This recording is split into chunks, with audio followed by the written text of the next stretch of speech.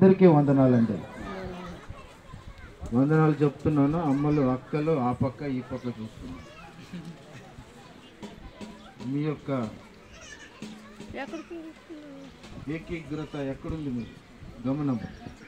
ఎందుకు వచ్చారు? దేవుని వాక్యం కొరకే కదా. మళ్ళీ వాక్యం వైపు ఉండాలా, గమనము మీది అక్క పక్కలో ఉండాలి. చూస్తున్నాను కొంతమందికి ఆవలింపులు వచ్చేసాయి. నిన్నటి రోజు చూశాను. ఇది ఏం కూడకలు ఇవి చెప్పండి? ఉపవాస ఉజ్జీవ కూడిక. ఉపవాసం అంటే ఏంటి? దాని గురించి మాట్లాడతాను ఈరోజు. నేను ఉపవాసం గురించి మాట్లాడాలి. చాలా మందికి తెలీదు, కొంతమందికి తెలుసు. ఉపవాసం అంటే ఏంటి? ఉప్ ప్లస్ వాసము.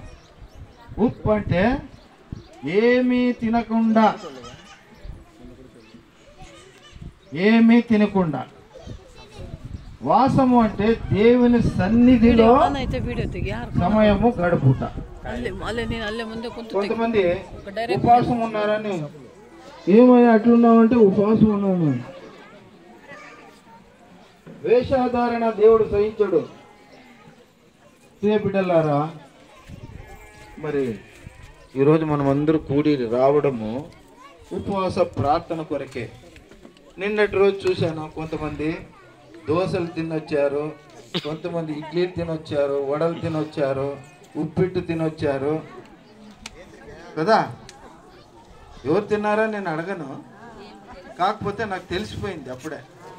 కొంతమంది ఉప్పిట్టు తినొచ్చారు, కొంతమంది డజన్ బాಳೆపండు అంటారు కదా మీరు, అరటి పండుగ తినొచ్చారు, ఎందదో తినొచ్చేసారు. అది ఉపవాసము కాదు. నీరు తప్ప వేరేది తీసుకున్నాను అది ఆహారమే. హల్లెలూయా. నీరు తాగొచ్చు, నీరు వదిలి వేరేది తీసుకున్నా ఆహారమే. ప్రియ బిడ్డలారా, మనము చేరి రావడము ఉపవాస ప్రార్థన కొరకు. ఉపవాసము ఎందుకు చేయాలి? దేవురికి దగ్గరగా ఉండకి. ఉపవాసము ఎందుకు చేయాలి చెప్పండి? దేవురి దగ్గర. ఇప్పుడు చాలా మంది చాలా విధములైనటువంటి ప్రార్థనలు చేస్తారు. ఒక ప్రార్థన చేస్తే దేవుడు వింటాడు, మన్నిస్తాడు, నువ్వు కోరిన కోరికను తీరుస్తాడు. కొంతమంది ప్రార్థనలకి దేవుడు తీర్చడు. నీ ప్రార్థనకు ఫలితం కలుగదు, జరగదు. మళ్ళీ అప్పుడు ఏం చేస్తారు? ఇప్పుడు ఒక పాప ఉంది, తల్లిదండ్రులకి చాక్లెట్ అడుగుతుంది. లేదు పోవే అంటుంది తల్లి. తండ్రి దగ్గరికి వస్తుంది. తండ్రికి కూతురు అంటే ముచ్చట. ముచ్చట అంటే ఏంటి? ప్రేమ, బహు ప్రేమ, మిక్కిలి ప్రేమ. ఏడుస్తుంది, నాకు కావాలా చాక్లెట్, కావాలా కావాలా. అప్పుడు ఏం చేస్తాడు? నాన్న చాక్లెట్ ఇప్పిస్తాడు. మనం కూడా ప్రార్థన చేస్తాం. మన ప్రార్థనలు దేవుని సన్నిధికి చేరవు. ఎందుకనంటే మీ ప్రార్థనలు కోటా ప్రార్థనలు అయితే చేరవు. కోటా ప్రార్థనలు అంటే మీరు ప్రార్థన ఏ రీతిగా చేయాలో ఆ రీతిగా చేయకపోతే అవి దేవుని సన్నిధికి చేరవు. మరి కొర్నేలి ప్రార్థన దేవుని సన్నిధికి చేరిందా? కొర్నేలి భక్తుడు ఇంకా యేసు ప్రభువుని నమ్మలేదు, బాప్టిజం తీసుకోలేదు, నమ్మాడు, విశ్వసించాడు కదా. మొదటి వాక్యము చెప్పిన అయ్యగారిని దేవుడు ఆశీర్వదించునుగాక. అయ్యగారి కుటుంబాన్ని, అయ్యగారి సేవ పరిచర్యలను దేవుడు అత్యధికముగా ఆశీర్వదించి బహుగా వాడుకునబడునుగాక. ఆమేన్. దేవుని స్తోత్రం. ఇప్పుడు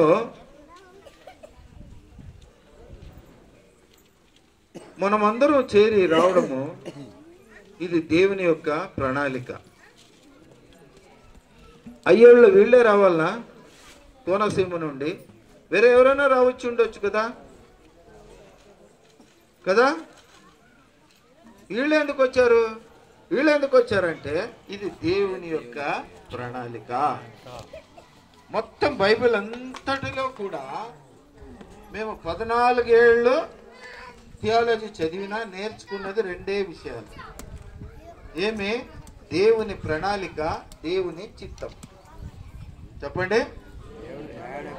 దేవుని చిత్తము అంతే.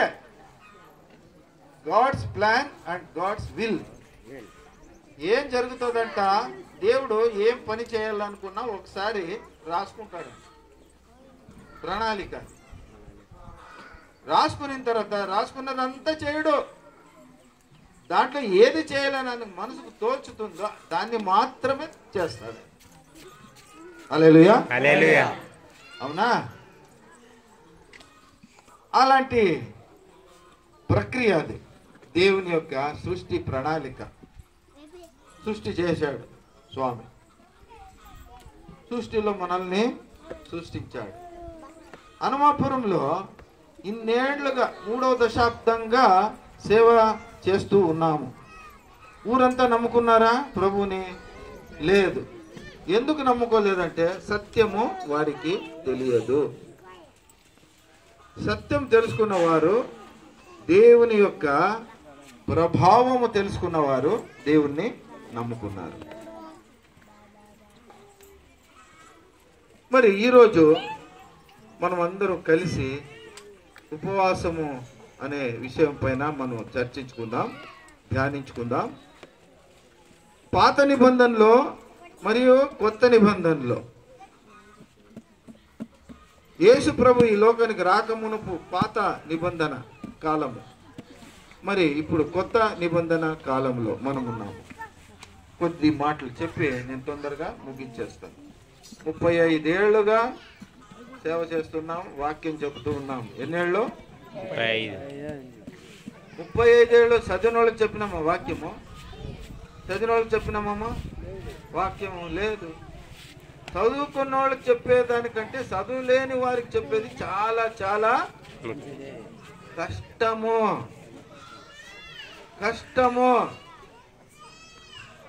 నాకు ఎవరో ఒక అయ్యా సువార్త చెప్పాడు. ఎవరో ఒక అయ్యా సువార్త చెప్పడం వల్ల, ఒకరి నుండి ఒకరికి సువార్త అందడం వల్ల ఈరోజు ఈ సంఘంగా మనము కూడి వచ్చాము. హల్లెలూయా, దేవునికి స్తోత్రం. మరి నేను ఒక ఆఫీసర్గా పనిచేస్తూ ఉన్నాను, డెప్యూటీ డివిజనల్ మేనేజర్. అప్పుడు నాకు సువార్త అందింది. ఒక అయ్యా వచ్చి చెప్పాడు. నన్ను పట్టుకున్నది వాక్యం ఏదంటే, దేవుడు ఆత్మ స్వరూపుడు గనుక అతనిని ఆరాధించువారు ఆత్మతోనూ సత్యముతోనూ వలెనునా లేకపోతే వలె ననేనునా. చాలా మంది సంఘాల్లో తప్పు రాస్తున్నారు. ఆరాధింప వలెను అని రాస్తున్నారు, తప్పు. వలె ననేను. ఈ మాట ఎవరు పలికారు? యేసు ప్రభు వారు పలికారు. ఆ వాక్యం నన్ను పట్టుకుంది. అంటే ఇన్ని రోజులు నేను బ్రతికిన బ్రతుకు, నేను చేసిన ఆరాధనలు, నేను చేసిన పూజలు, నేను చేసిన పునస్కారాలు, ఇవన్నీ కూడా సత్యం కావనే నేను ఆ రోజు గ్రహించాను. దేవుడు ఆత్మ అయితే మళ్ళీ ఆత్మస్వరూపుని ఎలాగ మనం ఆరాధించాలా? ఆత్మతోనే ఆరాధించాలా, సత్యంగా ఆరాధించాలా అనే వాక్యాన్ని బాగా 2.5 ఏళ్ళు బైబిల్ని నేను ధ్యానం చేశాను. నాకున్న సమస్త సమస్యలు, డౌట్లు అన్నీ కూడా క్లారిఫై అయ్యే వరకు ప్రభువుని నమ్మలేదు నేను. ఎప్పుడైతే నేను సత్యాన్ని గ్రహించానో అప్పుడు మరి ప్రభువుని అంగీకరింపబడింది, జరిగింది. ప్రియా దైవ జనాంగమా, ఈరోజు మీరందరూ కూడా కూడి వచ్చారు. సంతోషము, చాలా సంతోషము.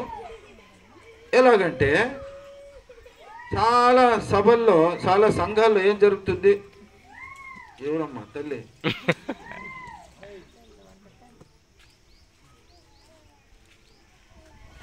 చాలా సంఘాలు ఏం జరుగుతాయంటే ఉద్యోగ కూడికలు పెడతారు, సువార్త కూడికలు పెడతారు, కానీ ఉపవాస కూడికలు కొద్ది మందే పెట్టేది. ఎందుకంటే మన చర్చిలో ఉపవాస కూడిక చేస్తే ఎంతమంది వస్తారు? ఎంతమంది వస్తారమ్మా? వేరే కూడికలు పెడితే, వేరే ప్రార్థనలు పెడితే దండిగా వస్తారు, చాలా మంది వస్తారు. ఉపవాస కూడికలు పెడితే, ఎందుకంటే ఉపవాస కూడిక పెట్టేది సాతానుగాడికి ఇష్టం లేదు. ఏం లేదు? ఇష్టం లేదు. ఇష్టం లేదు. బైబిల్లో మనము వాక్యాలు చదివితే ఏం అర్థం చేసుకుంటామంటే, పౌలు భక్తుల్ని చూస్తే సాతానుగాడు వణికిపోతాడంట. హల్లెలూయా. హల్లెలూయా. ఎవరినైనా గానా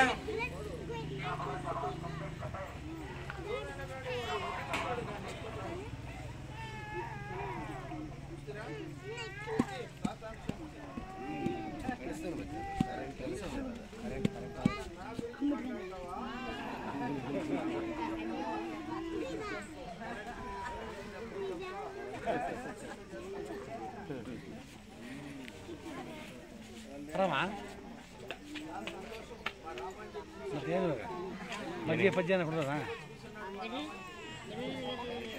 ಏನಾಗಿದೆ ಸರ್ ಮಜ್ಜಿಗೆ ಕುಡಿದೀಯಾ?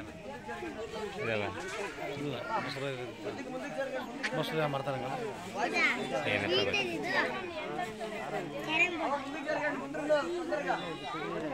ಮೊಸರು ಮೊಸರು ಮೊಸರು ಮೊಸರು ಮೊಸರು ಅಂತಾರಣ್ಣ, ಮೊಸರು.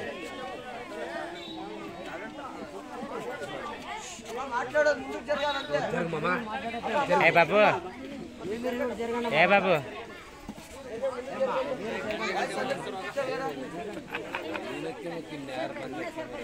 ఆపండి పక్క.